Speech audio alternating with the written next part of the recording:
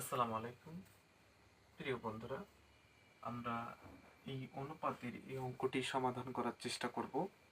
তো আমাদের দেওয়া আছে x/y ইকুয়াল 5:6 হলে 3x/5y এর মান কত হবে।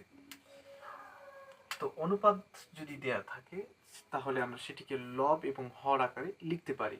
তো আমাদের যেহেতু দেয়া আছে x/y ইকুয়াল 5:6, সুতরাং আমরা এটি লিখতে পারি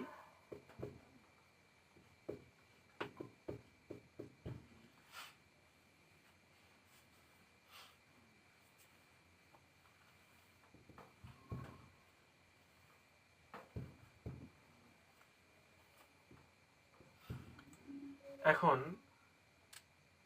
আমরা উভয় পক্ষকে 3 দ্বারা লবে গুণ করে পাই 3x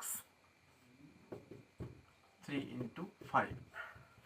তো বন্ধুরা, আমি লবে উভয় পক্ষে 3 দ্বারা গুণ করেছি।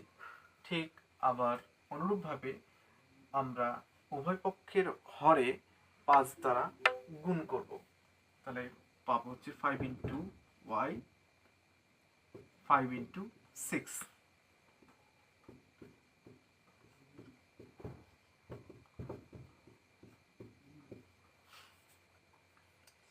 তো বন্ধুরা, আমরা প্রথমে বলেছি যে অনুপাতটাকে লব এবং হর আকারে লেখা যায়।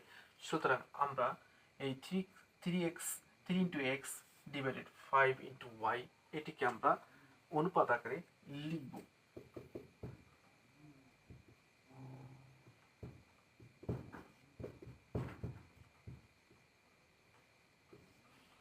তো বন্ধুরা, দেখতেই পাচ্ছ যে আমাদের সমাধান হয়ে গেছে। ঠিক এরকম ভাবে আমরা অন্যান্য এই জাতীয় অঙ্কগুলো আমরা সমাধান করতে পারি। আজকে এই পর্যন্ত। আল্লাহ হাফেজ।